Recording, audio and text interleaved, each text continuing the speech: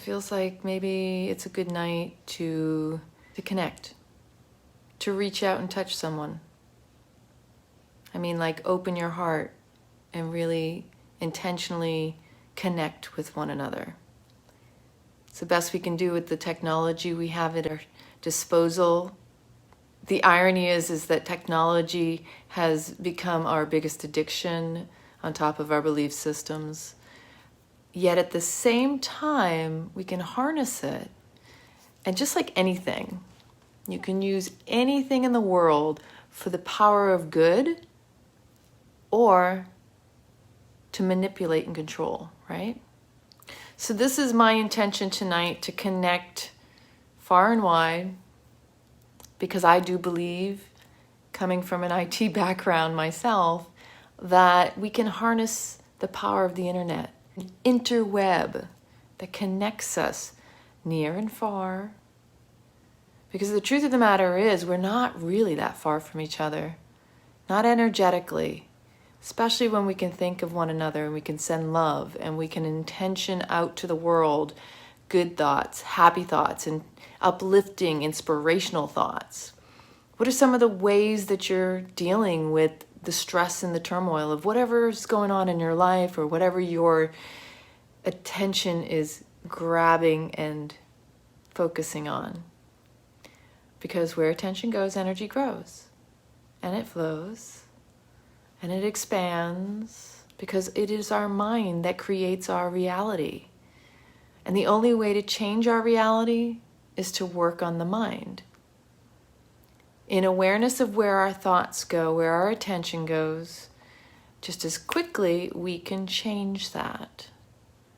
But unless you're aware and fully cognizant of what it is that goes through your mind on a daily basis, on a moment-to-moment basis, hey, how can you change something you're not paying attention to? If you're just going through the motions, habitually allowing your mind to dictate, to protect you in circumstances that it really isn't protecting you, all it's doing is going through old software design, old routines. Because a program is set upon certain parameters, conditions, if this, then that.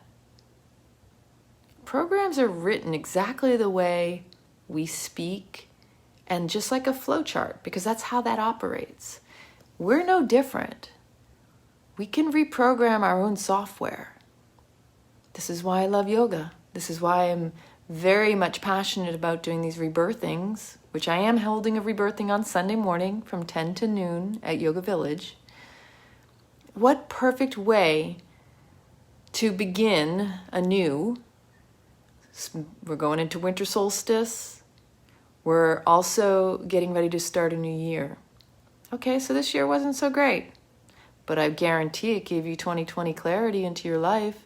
What was working, what wasn't working, what needs to change, what you like, what you dislike. It really brought up the this or that, the polarities, the extremes of your life. I guarantee it shed some light on your shadow. And if you weren't doing the shadow work intentionally or consciously, I'm sure that stings. I'm sure it's like salt in your wounds. But without awareness of what has been going on below the surface, without bringing the light to the dark or the dark to the light, you can't make change. Everything has to be a conscious choice on your part, whether you want to or not. See, sometimes change comes about in such a way you're forced to make the change. You have to choose to do something. You have no other alternative because somebody has put it in your face and you're like, well, I guess I have no choice. But you do, because you have to choose what you're going to do with it. Because kapow, it's a confrontation. Nobody likes confrontation, really. Or if you can head it off before it gets to that point, to the breaking point, you can be the empowered one. And as uncomfortable as it may appear and feel at the time, you know something's not right and something has to change. And in that moment, you can decide to continue and just stick it out, push through. Or you can, without kicking and screaming and having it forced upon you, choose consciously, okay, I do know I need to make a change. Because when you change before it changes you, you're the empowered one, and it's less painful when you take the steps and you make that choice in the beginning than having the choice as an ultimatum or a final last straw confrontation. I've had many of these happen in my life. I don't like getting down to the wire and being pushed into change. I want to be the one making the choices. I want to be the one who is, okay, I need to make a change in my life. Because if somebody else forces that on me, that wasn't my choice. My choice was to endure, knowing full well, and we all know we've been there, knowing full well we are compromising ourselves, we are out of alignment, we are out of integrity, we're not in our integrity, we're going along to get along. That kills our souls. That is the biggest soul killer. When we remain silent, when we know deep down in our heart we need to say something, we need to express ourselves, we need to speak up, we need to sing something, a song. When we're out of rhythm, out of tune, our vibration is off, it's low, that weakens our soul. That's where our immune system is compromised, our nervous system is weak. We react instead of act. We have to be in a space of choosing our peace rather than wallowing in our misery. Check in with your body language because it speaks mountains. And what I mean by checking in with your body language, see, here's the thing in yoga. If you ever come to one of my classes, I'll have you close your eyes and do this with me. Sit in your seat, wherever you're at. Sit with your spine erect. Close your eyes down. Scan your body as you're breathing. Just notice how you're sitting. Before you do anything else, without self-correcting, notice how is the alignment of your head with your eyes remaining closed. Do you feel like your ears are over your shoulders? Or do you feel like your head is jutted forward? Or do you feel that your head is tucked back? Is your head level over your shoulders? Without correcting, just be in awareness and make a mental note of it. Are your shoulders hunched forward? Are they square? Or is your heart lifted and your shoulders down and back, gliding down your back in the space of opening your heart, courage? Do you notice if your spine is straight or you're curved? This is really important as you scan your body to notice. Wherever you feel pain, it usually signals there's a misalignment in your spine and your posture. Is your lower back rounded and your body hunching down? Or is your lower back straight with a slight pelvic tilt forward and a lower lumbar curve? Are your feet square on the floor? Or if you're sitting in easy seated position or lotus pose, do you notice if you have your legs fully supported or if there's a tightness in your inner hip creases? Because whenever our legs are not fully supported underneath us, when we're sitting in this easy seated position, if our legs are up, like the knees are more up than they are resting, you will find that your lower lumbar will be compromised. You will also notice there'll be more tightness in your inner hip creases because they are holding your legs in place. There's tension because they're afraid to relax and release. And we hold emotions in our hips. We hold emotions in our stomachs. We carry the weight of the world on our shoulders. Now, coming back to this with your eyes closed. Inhale long, slow, and deep in through the nose. Let it go down your throat.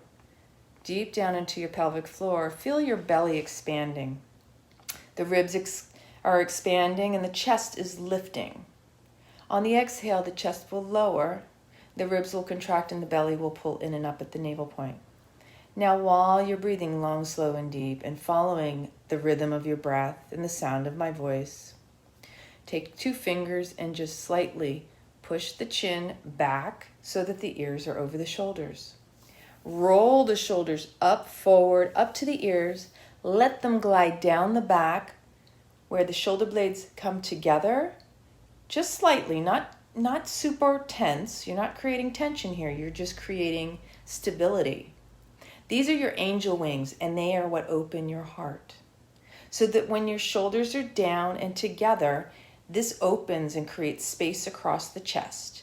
It creates a spaciousness not only in the heart and an expansion of the heart, but it creates space in the lungs so that when you breathe in the oxygen, you can retain and draw in more prana, more life force.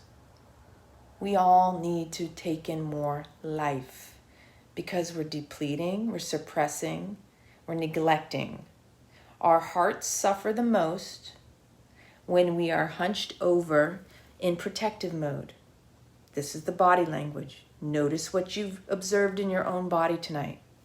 Again, inhale, bringing the shoulders up, let them glide down the back.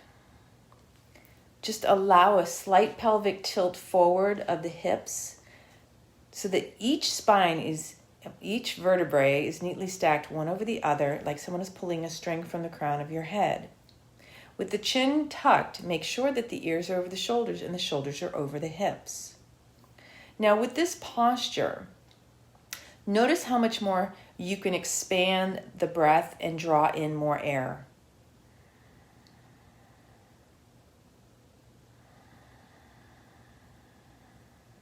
And for a moment, I want you to hunch over, grab your arms, cross them across your chest. Now take a deep breath.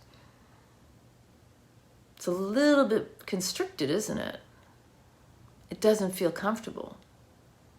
You can do this and you can breathe into the back body, which is beneficial if this is the intention that you set.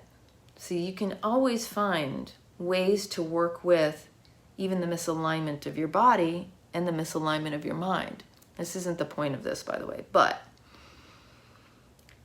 you do notice you can't expand the lungs in the front of the body. So we take this yin, this feminine protective mode. This is a protective stance. When you cross your arms across your chest, you're closing down your heart. You're severing that heart coherence or the expansion of your magnetic field so that your heart is felt. Now, opening up again. Bring the shoulders up. Let them glide down the back. Feel that heart expand. Feel the lungs. Notice you have that spaciousness.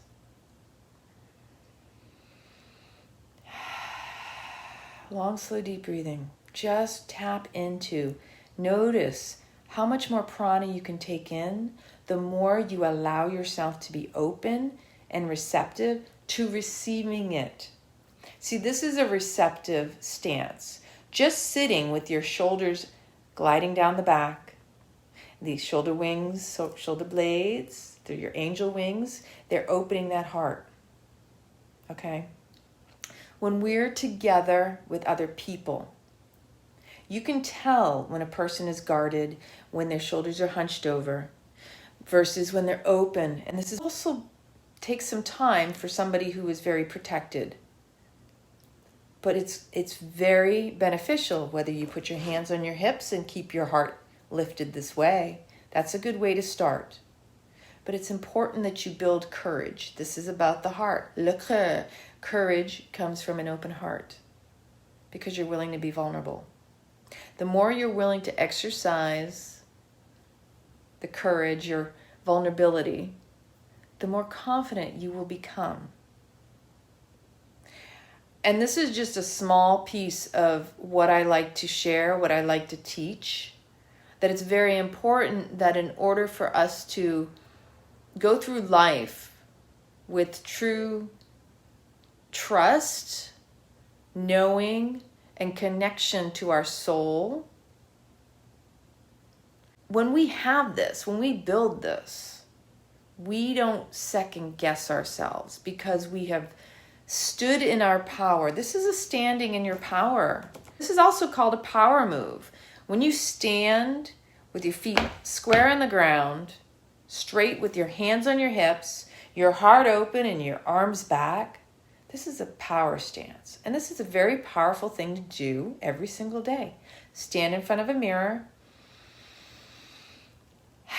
and just breathe in long and deep and just stare at yourself and look at that confidence. Look at the courage and the vulnerability in that. Allow yourself to see yourself. Allow yourself to be seen by you. The more you do it with you, the more it'll be easier to do with other people.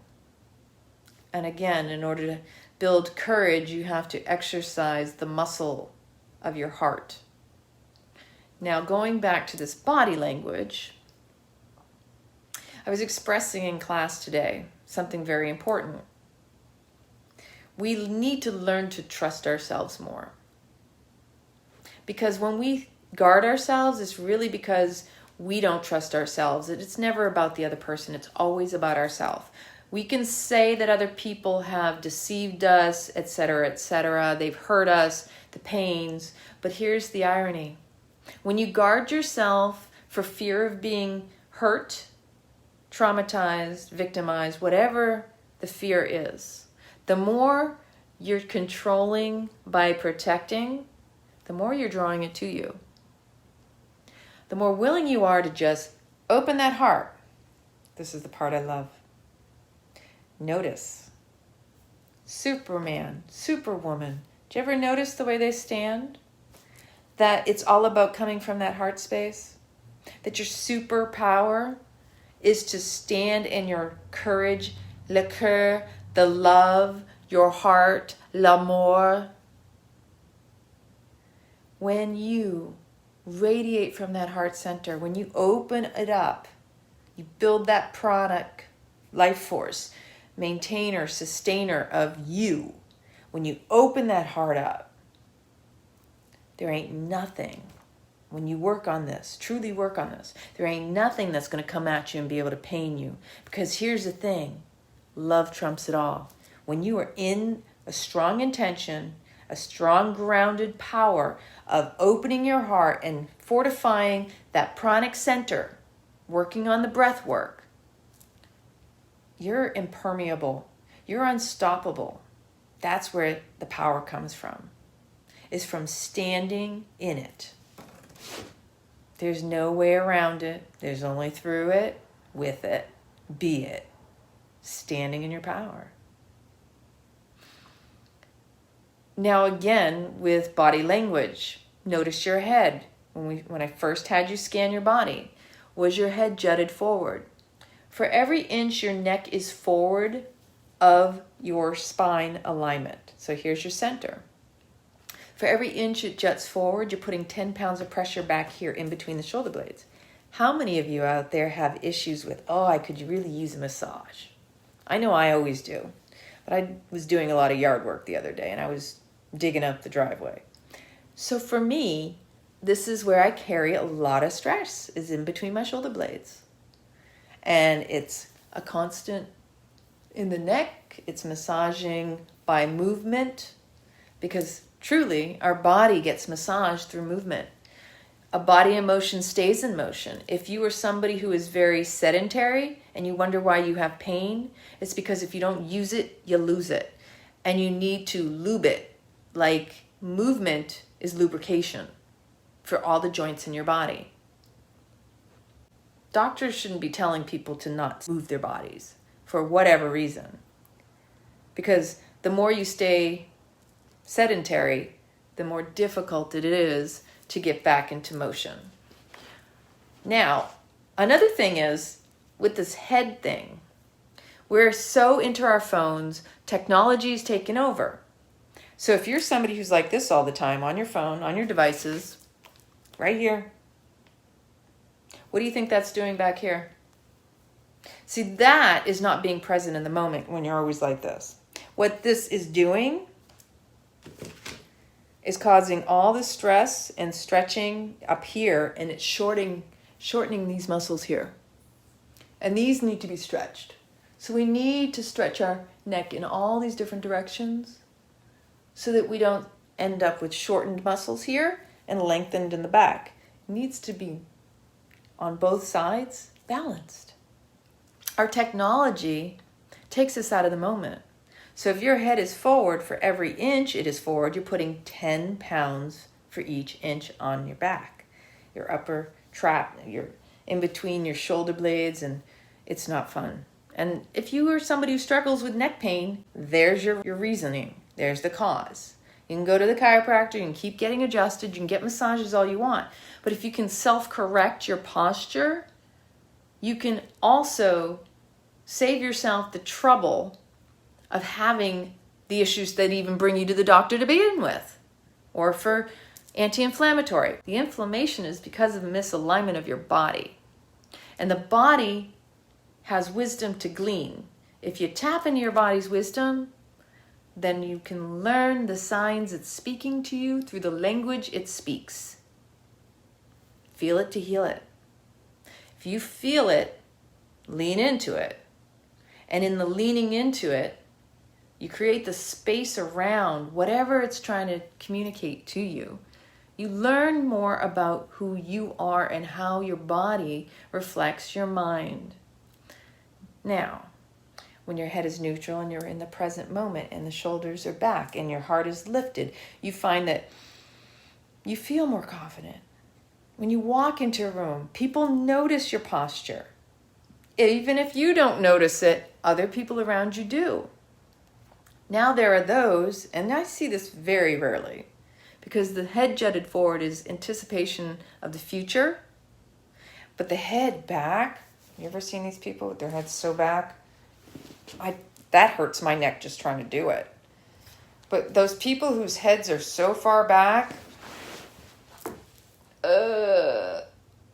just saying. They're so stuck in the past, they can't be present. So you're either stuck in the past, present in the now, the moment, or you are anticipating the future. Notice your body alignment. It will tell you every single time. And again, even if it doesn't tell you because you're not paying attention, somebody's going to notice where you're at. And actions, body language, speak a lot louder than our words in most cases. With this said, it's very important that you tap into your body's wisdom. I've done workshops on this. I should be doing another one. But when you tap into your body's wisdom, you recognize the signs that it gives you. It is your guidance system to navigate with. It's not working against you. All it's doing is telling you what your mind has been speaking the whole time. And when something is outside of the soul's alignment, your body kind of registers that that is trauma. When you are silent, but you have something to speak, your silence creates suffering. When we have a message, when we feel we have to suppress something about ourselves, whether it is our dreams, our hopes, ambitions, it's what we feel is our vision. That's an internal suffering that we cause. We have to exercise the courage to take the steps that are necessary for us to do what we came here to do. I'm telling you, it's not always easy. But when you start putting one foot in front of the other, it gets easier. But you have to be willing to take steps. Nobody can do anything for us, and we can't do anything for anybody else. You have to become a willing participant in this life that we're living. So when our heart is protected, when we are like this, we are in a suffering state. We are inflicting our own pain and suffering. So therefore, you think you are protecting yourself from pain from outside sources, but truly what you're doing is you're punishing yourself for having feelings, for being hurt, for feeling the way you felt in the past when someone hurt you. And this is your own self-flagellation, self-suffering induced and created by you, as if that protects you from someone else doing it to you. Think about that for a moment.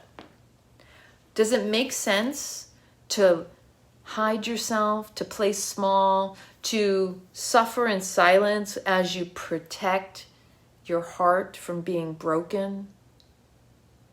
I don't think so. Because you're doing it so much to yourself by protecting it that you're actually the one hurting yourself. Nobody's doing that to you. You're choosing the pain of self-isolation. And as humans, we did not incarnate to isolate. That when you have 6 feet distance or more from another person, that is breaking the heart coherence, the magnetic field connection, that the unity that resides in community, the reason that people come together because we are more powerful in numbers. That in itself is causing the most suffering right now. The fighting amongst other people, which is unnecessary suffering, when in reality we have so much more in common. To open your heart, to expand, to radiate, to project love, to build up that prana is something special as humans that we all have. We have the ability to be receptive, to receive, and to give love unconditionally. And I'm not talking about compromising yourself. I'm saying it's something as simple as smiling at someone, making eye contact and not looking away or avoiding them because of the fear that they're going to do something to you. The more you're open to receiving, the more it will come to you. But if you're already going in with this anticipation of like, oh, something bad, or I have to be very selective and protective of myself, that's creating more suffering in your world, in your life. And I don't know anybody out there who doesn't want human connection. Despite what you may claim, we all seek it, want it, desire it, deserve it, need it. That's why we're here. To join in community, to bring back unity, because unity, union, yoke, oneness, wholeness. We are the most whole in connection, in relationship, when we relate to another person. When we feel uncomfortable, other people feel our discomfort. Don't you feel other people when they're uncomfortable? And you can feel the tension in a room. You can feel the resistance in a person. When you really tap into your own inner wisdom and your own body language, you pick up on others that much quicker. There's no hiding. The truth is, you're always exposed, even if you think you're hidden. So when you're acting small, you're exposed. You're exposed for your weaknesses more than your strengths. But when you open your heart, you're exposed for more of your strengths than your weaknesses. Imagine that. Imagine the power in that. There's power in your pain, and if you stand with your courage in that pain, that becomes your superpower and your strength. But when you play the victim and you protect yourself, you are an easy target because you're exposed in your weakness. I don't want anybody out there to be exposed for your weaknesses, nor do I want to see you treated as a victim. I want you to take ownership and become the victor of your life. Be victorious. Stand in your power and your strengths. Don't highlight or overexpose any weakness. Don't attach a label to yourself. That's the first thing I could recommend to you for this weekend. Can you go the entire weekend? without exposing some weakness about yourself. Oh, I'm sorry. Like, just that in itself, you know, when we over apologize for things that really we have no need to apologize for. It's just because of our culture and our conditioning, we have to prove ourselves. We have to be humble in such a way that a lot of times it shows how gullible we are to go along and get along. I mean, it's nice to be very direct in a graceful manner, but again, as humans, we're always learning to better communicate with one another.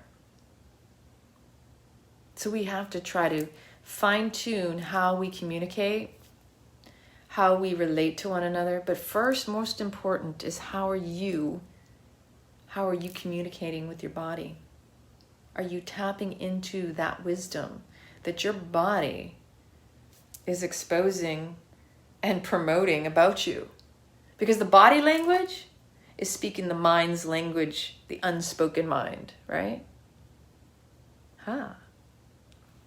Whatever your mind is not speaking verbally out your mouth, your body is telling you on you. Your body's always telling on your mind. I don't know about anybody else. I can be a great actress, don't get me wrong. If I need to really play a part, I can do that. But the truth of the matter is, in my real personal life, and your person in my circle, I'm a Leo, so there's drama, and I own it. It's all good. But there are times, if someone wrongs me, they lose my respect. It's very hard for me to hide that. It's almost like you've been kind of like dismissed out of my sphere. And that's not as bad now as it used to be, because it's just something I know about myself. If somebody tries to take advantage or do something in a way that is disrespectful, it's very hard for me to regain respect for that person. And it's hard for me to hide it. So my face, it tells a lot. And I know it. And I own it. But I'll also own it verbally too. And that's where integrity lies for all of us. We have to recognize, are our words and our actions and our body language aligned? Your integrity isn't just what you speak and do. It's also how you show up and what's telling on you. Body language, it tells a story. So I just wanted to share this little segment because this is a lot of what I teach. This is like my passion. If you want to read people, start with reading yourself. You want to understand why things are happening to you the way they are?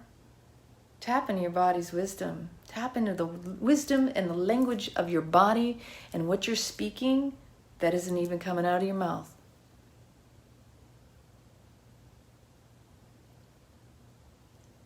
Hope you've had a fabulous Friday.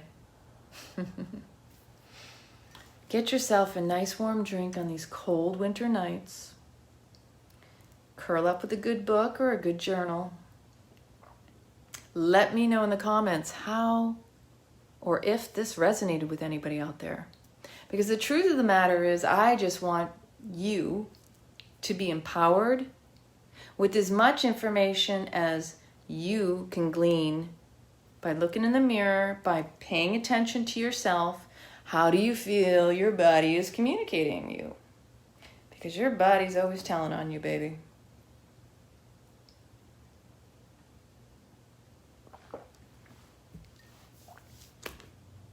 So open that heart, expose your strengths, stop letting your weaknesses tell on you.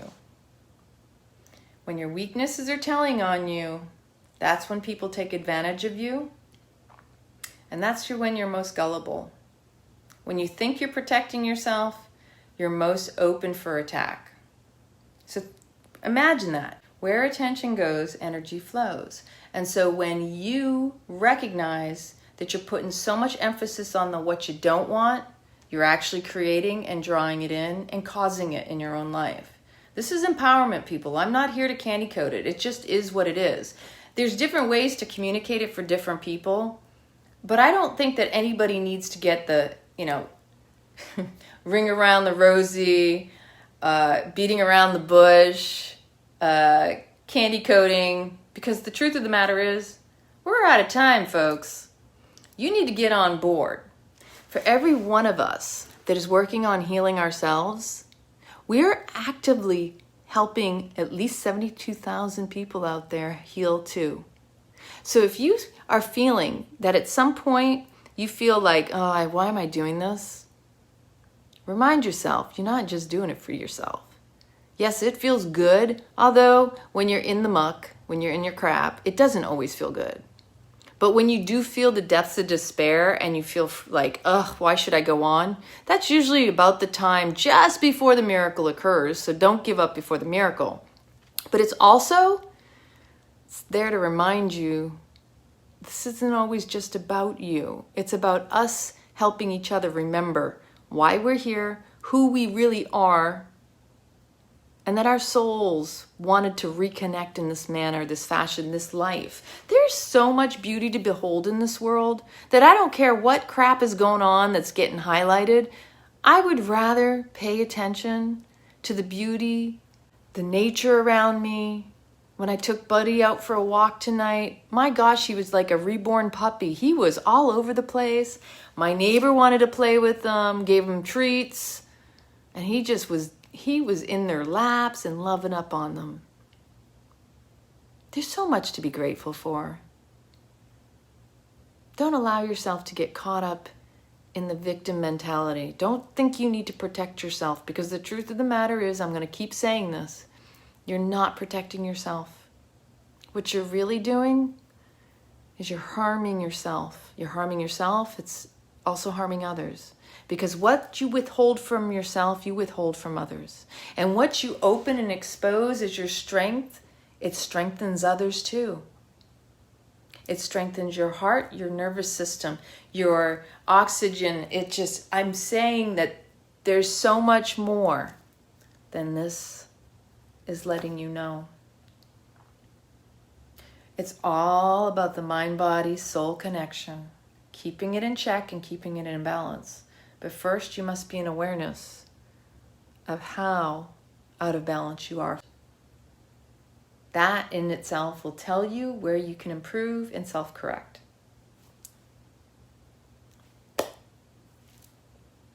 I love each and every one of you. I hope you have an amazingly blessed evening and lots of sweet dreams. Solstice is coming up. We've got some serious astrological fireworks about to go off if they haven't already been in your life. If you're in the Clearwater area, come to Yoga Village on Sunday from 10 to noon. Join me for a rebirthing class. What better way to start anew than to go into the new year rewriting your story and also helping your lineages, your ancestors, healing the legacy 7 years back and 7 years forward. Isn't that what we all really want, is to see happiness in our life so that our ancestors are smiling down on us? I love you. Have a great night.